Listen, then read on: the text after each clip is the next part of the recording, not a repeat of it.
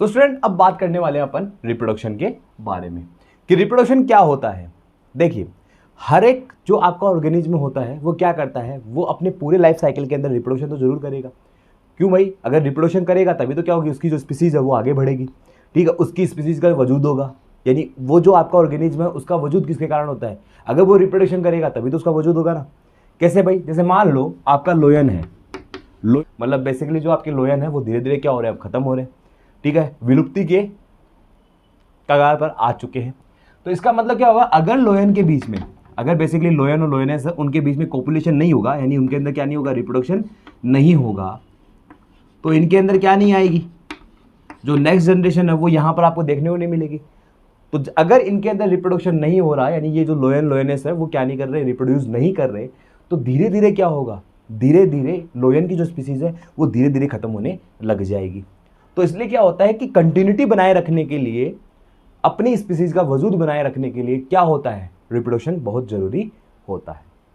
तो रिप्रोडक्शन की डेफिनेशन अब समझते हैं कि रिप्रोडक्शन बेसिकली होता क्या है। अब जरूरी क्यों होता है ये तो अपन ने समझ लिया, लेकिन रिप्रोडक्शन होता क्या है उसके बारे में भी अब अपन समझेंगे। तो देखिए, सबसे पहले वर्ड पे कॉन्सेंट्रेट करो। री का मतलब क्या होता है, री का मतलब अगेन यानी दोबारा। प्रोडक्शन का मतलब क्या हो रहा है कि कोई भी चीज प्रोड्यूस की जा रही है। तो अगर किसी चीज को दोबारा प्रोड्यूस किया जा रहा है वो बेसिकली किस में आता है, रिप्रोडक्शन में। ये सिंपल अपन इसका मतलब समझ सकते हैं। डेफिनेशन क्या होगी उसके बेस पे चलते अपन। तो रिप्रोडक्शन का मतलब क्या है, ए biological process in which an organism produce or rise to young ones similar to itself। इसका मतलब क्या है कि जो आपका रिप्रोडक्शन है वो एक ऐसी बायोलॉजिकल प्रोसेस है जिसमें कोई भी पर्टिकुलर ऑर्गेनिज्म क्या करता है, अपने ही जैसे यानी अपने ही सिमिलर किसी यंग वंस को प्रोड्यूस करता है। क्या करता है, किसी यंग वंस को प्रोड्यूस करता है। इस प्रोसेस को अपन क्या बोलते हैं, रिप्रोडक्शन बोलते हैं। तो बेसिकली क्या होता है reproduction, it is a biological process in which an organism produce और rise to young ones similar to itself. तो यहां पर अपन ने समझा कि रिप्रोडक्शन क्या होता है। नेक्स्ट अगर अपन बात करें तो हर एक ऑर्गेनिज्म, जैसे कि मैंने पहले बताया था आपको कि हर एक ऑर्गेनिज्म अपने पूरे लाइफ साइकिल में क्या होता है, कई सारे फेजेस से गुजरता है। ठीक है, लाइक उसका जन्म होता है, बर्थ होता है, उसका बर्थ होने के बाद फिर वो क्या करता है, आपका जुवेनाइल फेज में आता है। जुवेनाइल फेज के बाद आपका क्या करता है, वो रिप्रोडक्टिव फेज में आता है। रिप्रोडक्टिव फेज के बाद आपका एजिंग के अंदर आता है, और एजिंग करके वो क्या करता है, सेनेसेंस की ओर चला जाता है। सेनेसेंस के बाद क्या होता है, उसकी जो सेल्स होती है वो धीरे धीरे इनएक्टिव होना स्टार्ट हो जाती है, और इनएक्टिव होने के कारण उसके बाद में क्या होती है, डेथ हो जाती है। डेथ पर्टिकुलरली है क्या, डेथ के अंदर क्या होता है, डेथ के अंदर आपकी जो भी सेल्स होती हैं, जो भी आपकी बॉडी के अंदर सेल्स है वो अपना काम करना बंद कर देती है। इसका मतलब होता है कि आपकी जो बेसिकली अपनी क्या हो चुकी है, उसमें डेथ हो चुकी है। मतलब इसमें क्या होता है कि जितनी भी मेटाबॉलिक एक्टिविटीज है वो सब बंद हो जाएगी कंप्लीटली। ठीक है, आपकी जो सेल्स है वो धीरे धीरे रिड्यूस होने लग जाती है। अपनी जो सेल्स होती है लाइक हार्ट के अंदर बेसिकली जो हार्ट आपका वो काम करना बंद कर देता है। इसका मतलब क्या है कि हार्ट की सेल्स ने आपका काम करना बंद कर दिया, ब्रेन की सेल्स ने आपका काम करना बंद कर दिया।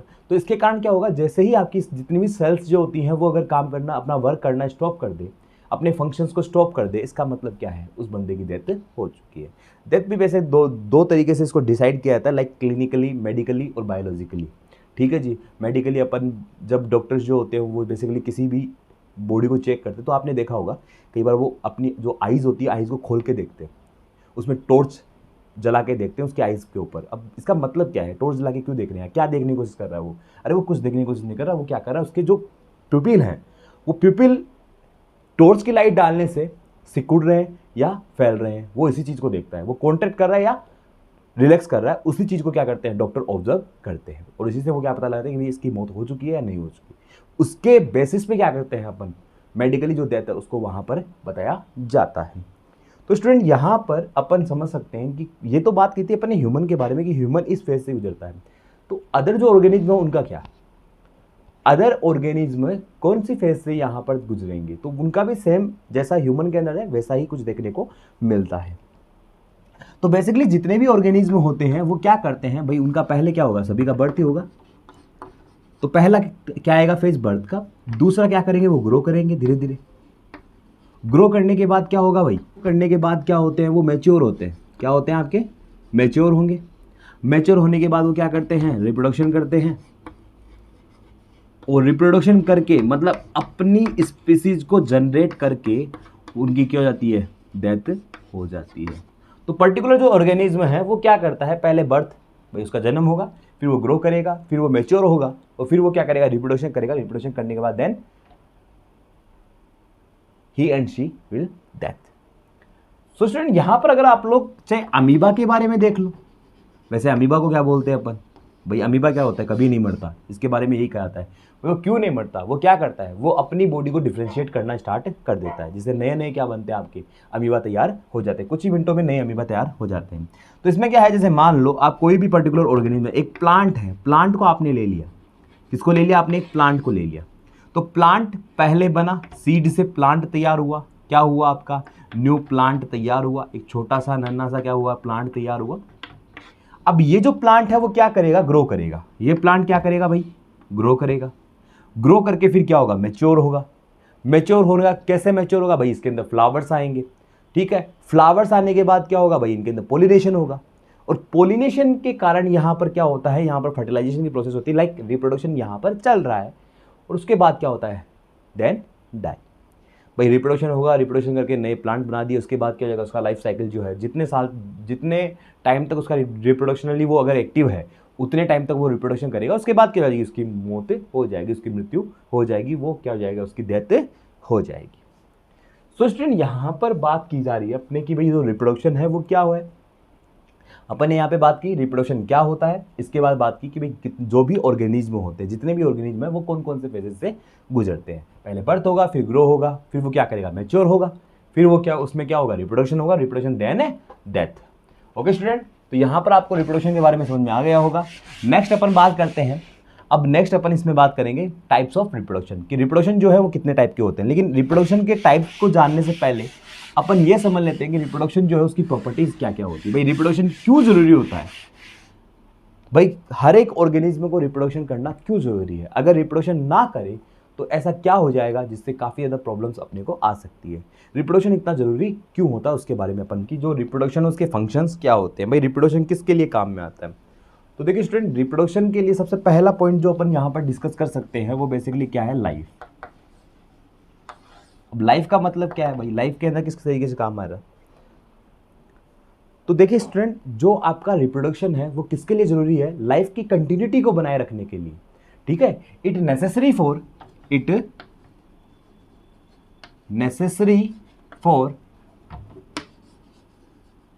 Continuity of life. जो मैंने कुछ देर पहले मैंने एग्जांपल भी दिया था इसका, लोयन वाला। तो ये क्या करता है, ये आपकी लाइफ की कंटिन्यूटी को मेंटेन रखने के लिए, स्पीसीज को मेंटेन रखने के लिए क्या होता है, रिप्रोडक्शन बहुत जरूरी होता है। अगर कोई ऑर्गेनिज्म रिप्रोड्यूस नहीं करेगा तो उसकी जो लाइफ है वो आगे नहीं बढ़ेगी। लाइक उसकी जो ऑर्गेनिज्म है, उसकी जो स्पीसीज है, उसके जो इंडिविजुअल्स है, उसकी जो प्रोजेनी है, वो कभी भी क्या नहीं हो सकती, आगे नहीं बढ़ सकती। तो इसकी कंटिन्यूटी को बनाए रखने के लिए अपन क्या करते हैं, अपन हमेशा रिप्रोडक्शन करते हैं। लाइफ की कंटिन्यूटी बनाए रखने के लिए क्या कहता है, रिप्रोडक्शन किया जाता है। नेक्स्ट, रिप्रोडक्शन के द्वारा क्या किया जाता है, रिप्रोडक्शन के द्वारा बेसिकली आपका जो पॉपुलेशन साइज है उसको भी मेंटेन करके रखा जाता है, रहती है। नेक्स्ट अगर अपन बात करें तो ये क्या करता है, इट रिप्लेस द ऑर्गेनिज्म। भाई मतलब क्या है रिप्लेस द ऑर्गेनिज्म का, देखिए रिप्रोडक्शन के द्वारा ही क्या होता है, पुराने से नए जो ऑर्गेनिज्म है उनका फॉर्मेशन होता है। तो जैसे जैसे नए ऑर्गेनिज्म बनेंगे पुराने ऑर्गेनिज्म जो है वो डाई होते जाएंगे, उन्हीं से नए ऑर्गेनिज्म आ रहे हैं। तो एक तरीके से क्या हो रहा है, उन ऑर्गेनिज्म का रिप्लेसमेंट किया जा रहा है, किससे, किस पार्ट से रिप्लेसमेंट किया जा रहा है, उनका उन पुराने वाले ऑर्गेनिज्म से रिप्लेसमेंट किया जा रहा है।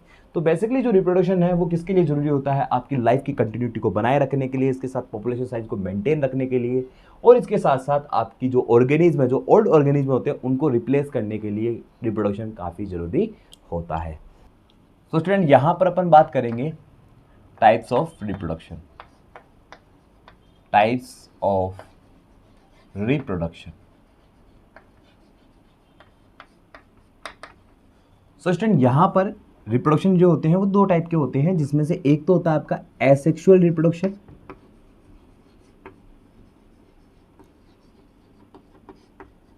और दूसरा होता है आपका सेक्सुअल रिप्रोडक्शन। दूसरा होता है आपका सेक्सुअल रिप्रोडक्शन। सो स्टूडेंट, अब अपन बात करते हैं कि जो एसेक्सुअल रिप्रोडक्शन है वो क्या होता है। एसेक्सुअल रिप्रोडक्शन से आप लोग क्या समझते हैं? तो सबसे पहले अपन बात करेंगे इस टॉपिक में एसेक्सुअल रिप्रोडक्शन के बाद। यहां पर बात करते हैं अपन एसेक्सुअल रिप्रोडक्शन। एसेक्सुअल रिप्रोडक्शन क्या होता है उसके बारे में अपन आज जानेंगे। सो स्टूडेंट, एसेक्सुअल रिप्रोडक्शन जो है वो बेसिकली क्या होता है? It is a type of reproduction. What is the mean of? It is A type of reproduction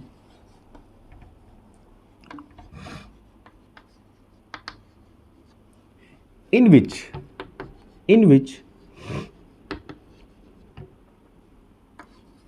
single parent involved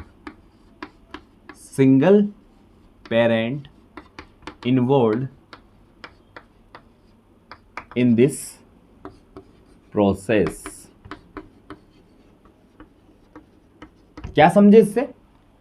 कि जो एसेक्सुअल रिप्रोडक्शन होता है वो क्या होता है? ऐसा प्रोसेस रिप्रोडक्शन का जिसके अंदर सिंगल पेरेंट इन्वॉल्व होते हैं। यानी कि अगर किसी रिप्रोडक्शन में ओनली फॉर क्या है? सिंगल पेरेंट इन्वॉल्व है। What is the mean of single parent? मतलब सिंगल पेरेंट का मतलब क्या है यहां पर मतलब है कि यहां पर आपकी जो न्यू जनरेशन आएगी, जो नई प्रोजेनी आएगी, वो या तो किससे बनेगी? मेल से बनेगी, या वो किससे बनेगी? फीमेल से बनेगी। यानी यहां पर क्या होगा? यहां पर सिर्फ एक ही पेरेंट यहां पर यूज किया जाएगा, दोनों पेरेंट की आवश्यकता नहीं होगी। जैसे कि आपका एक बहुत ही मतलब कॉमन एग्जांपल है अमीबा का। ठीक है जी, इसका अमीबा का। तो अमीबा जो होता है आपका वो बेसिकली क्या है? एक यूनिसेलुलर ऑर्गेनिज्म है। कैसा ऑर्गेनिज्म आपका? एक यूनिसेलुलर। अच्छा स्टूडेंट, ये यूनिसेलुलर यूकेरियोट्स है या यूनिसेलुलर प्रोकैरियोट्स है?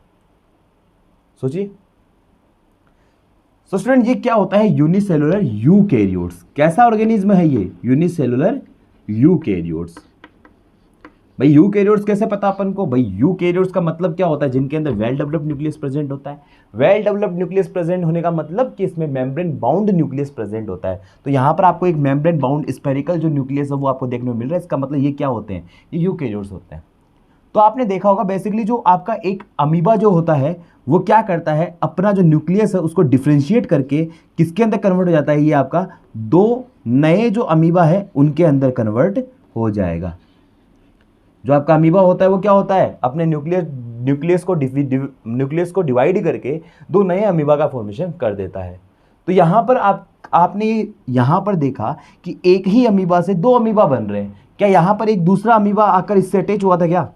ऐसा कुछ नहीं हुआ। यहां पर ऐसा तो है नहीं कि भी दो अमीबा की जरूरत पड़ी इसको, दो अमीबा बनाने के लिए, टू अमीबा बनाने के लिए क्या पड़ी इसको? टू अमीबा की जरूरत पड़ी। ऐसा कुछ नहीं हुआ ना। यहां पर क्या हो रहा है कि एक ही अमीबा ने क्या कर दिया? एक ही अमीबा ने दो नए अमीबा का फॉर्मेशन कर दिया। तो इस तरीके के रिप्रोडक्शन को अपन क्या बोलते हैं? एसेक्सुअल रिप्रोडक्शन बोलते हैं। क्या बोलते हैं? Asexual reproduction. सो स्टूडेंट, यहां पर आपने देखा कि एसेक्सुअल रिप्रोडक्शन क्या होता है। तो बेसिकली एसेक्सुअल रिप्रोडक्शन क्या है? कि रिप्रोडक्शन का ऐसा टाइप जिसमें सिर्फ क्या होते हैं? सिंगल पेरेंट इन्वॉल्व होते हैं, दोनों पेरेंट की जरूरत नहीं होती। यहां पर मेल से भी क्या बन सकता है? आपका नया ऑर्गेनिज्म तैयार हो सकता है, और फीमेल से भी नया ऑर्गेनिज्म तैयार हो सकता है। नेक्स्ट अगर अपन बात करें एसेक्सुअल रिप्रोडक्शन की प्रॉपर्टीज की, तो यहां पर क्या होते हैं?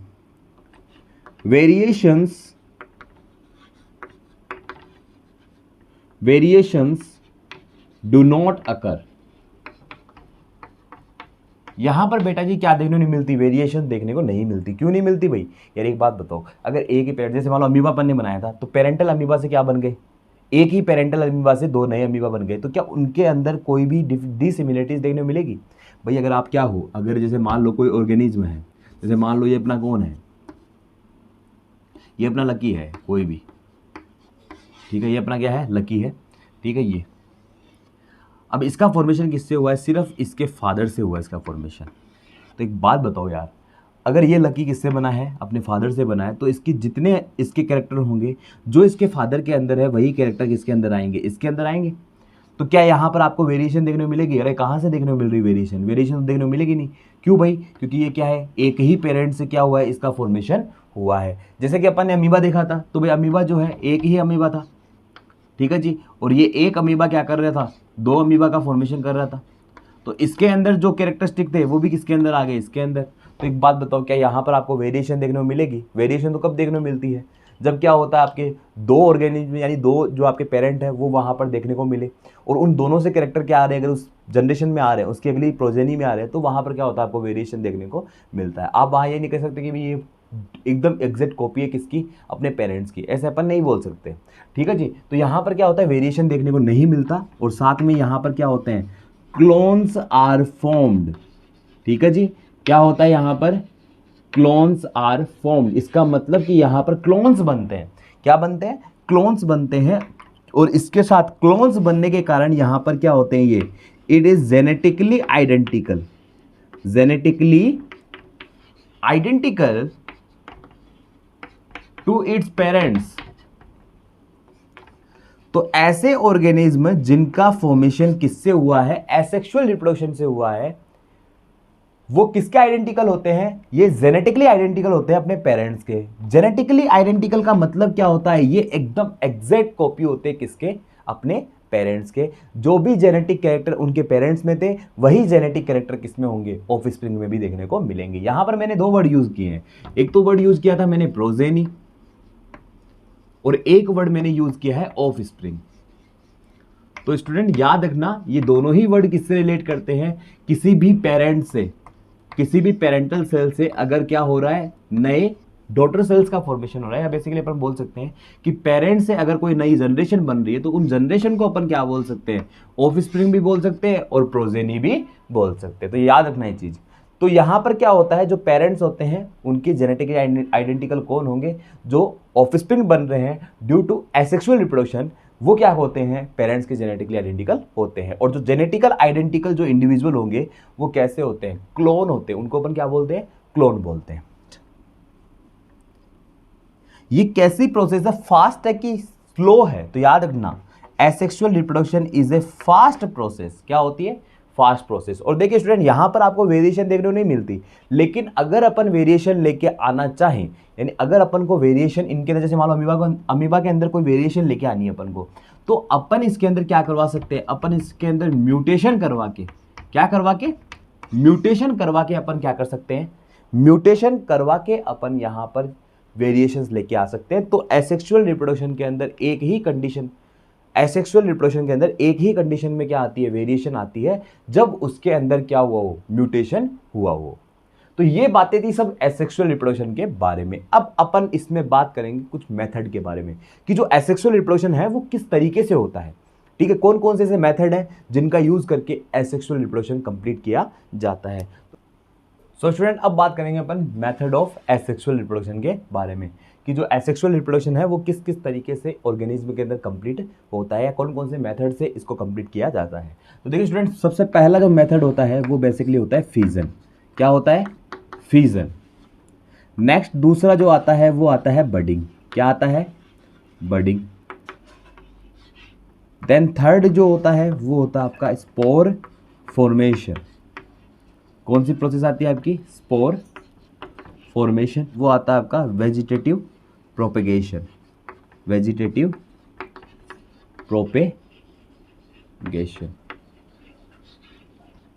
और इसके साथ साथ कईयों में, जैसे कि एम्फीबियंस होते हैं, उनके अंदर क्या देखने को मिलता है, सैलामेंडर होती है, उनके अंदर क्या देखने को मिलता है, रीजनरेशन देखने को मिलता है। तो ये जो सभी मेथड है वो किसके अंदर काम में लिए जाते हैं, एसेक्सुअल रिप्रोडक्शन के दौरान काम में लिए जाते हैं। Fission, budding, spore formation, vegetative reproduction and regeneration. Fission जो होता है आपका वो दो तरीके का होता है। फिजन एक तो होता है बाइनरी फिजन, एनसीईआरटी में अपन बात करेंगे, एक तो बाइनरी फिजन, और एक आपका होता है मल्टीपल फिजन। क्या होता है, मल्टीपल फिजन। बडिंग जो होता है आपका वो भी दो तरीके का होता है, एक तो होता है exogenous budding, exogenous budding, and next होता है आपका एंडोजीनस बडिंग। क्या होता है, एंडोजीनस बडिंग। यहाँ पर थोड़ी थोड़ी अपन यहाँ पर फिजन और बडिंग के बारे में अपन बात करेंगे। तो स्टूडेंट देखिए, फिजन की प्रोसेस में अपन क्या करते हैं, फिजन की प्रोसेस के अंदर कोई भी ऑर्गेनिज्म जो होता है उसका न्यूक्लियस इक्वली डिवाइड होके क्या करेगा, आपका एक दो नए ऑर्गेनिज्म का फॉर्मेशन करता है। यानी कि जब कोई ऑर्गेनिज्म न्यूक्लियर डिवीजन करके, इक्वली न्यूक्लियर डिवीजन करके दो नए ऑर्गेनिज्म का फॉर्मेशन कर दे तो उसे अपन क्या बोलते हैं, उसे अपन बाइनरी फिजन बोलते हैं। क्या बोलते हैं? Binary fission. और अगर क्या हो, अगर कोई ऑर्गेनिज्म या किसी ऑर्गेनिज्म के अंदर, ठीक है, मतलब किसी ऑर्गेनिज्म के अंदर या कोई ऑर्गेनिज्म है, अगर अपनी सेल को डिफरेंशिएट करके, अपने न्यूक्लियस को डिफरेंशिएट करके कई सारे ऑर्गेनिज्म को तैयार कर दे तो उसे अपन क्या बोलते हैं, मल्टीपल फिजन बोलते हैं। नेक्स्ट आपका आता है बडिंग। बडिंग क्या होती है? देखिए स्टूडेंट, कई बार क्या होता है कि किसी ऑर्गेनिज्म के अंदर, लाइक हाइड्रा है, यीस्ट है, उनके अंदर क्या होता है, एक आउटग्रोथ देखने को मिलती है। और वो आउटग्रोथ क्या होती है, मेच्योर होकर डिफरेंशिएट करके एक नया ऑर्गेनिज्म तैयार कर देती है। इस प्रोसेस को अपन क्या बोलते हैं, बडिंग बोलते हैं। अगर ये बड बाहरी रूप से आपको देखने को मिल रही है, यानी कि शरीर के बाहर है, जैसे कि ईस्ट होता है, ईस्ट के अंदर क्या है, ये ईस्ट है और इसके अंदर क्या है आपकी, ऐसे आपकी बड देखने को मिल रही है, तो ऐसी बडिंग को अपन क्या बोलते हैं, एक्सोजिनस बडिंग। और एंडोजिनस बडिंग क्या होती है? एंडोजिनस बडिंग की ऐसी प्रोसेस है जिसके अंदर जो बड है वो क्या है, वो किसी ऑर्गेनिज्म के अंदर की तरफ बन रही है और उससे क्या बन रहा है, उस बड से फिर नया ऑर्गेनिज्म तैयार हो रहा है। तो बड अगर क्या है, बॉडी के बाहर है और बड डेवलप होकर, वो बॉडी के बाहर वाली यानी एक्सटर्नल बड डेवलप होकर एक नया ऑर्गेनिज्म तैयार कर रही है, उसे अपन बोलते हैं एक्सोजिनस बडिंग। और अगर बड अंदर है, यानी इंटरनल बड जो होगी वो डेवलप होकर क्या कर रही है, अगर ऑर्गेनिज्म तैयार कर रही है, उसे अपन क्या बोलते हैं, एंडोजिनस बडिंग। सो स्टूडेंट, आज के लिए बस इतना ही। अगर वीडियो अच्छा लगा तो इस वीडियो को लाइक करें, सब्सक्राइब करें, ज़्यादा से ज़्यादा इस चैनल को शेयर करें। सो स्टूडेंट, नेक्स्ट टॉपिक में, नेक्स्ट वीडियो में अपन बात करेंगे जो मोड ऑफ सेक्सुअल रिप्रोडक्शन के अंदर जो फिजन है उसके बारे में डीप अपन बात करेंगे। यहाँ पर मैंने आपको नॉर्मल जानकारी दी थी, नेक्स्ट वीडियो में अपन इसको पूरी तरीके से इलाबोरेट करके पढ़ेंगे। Okay student, thank you and have a nice day.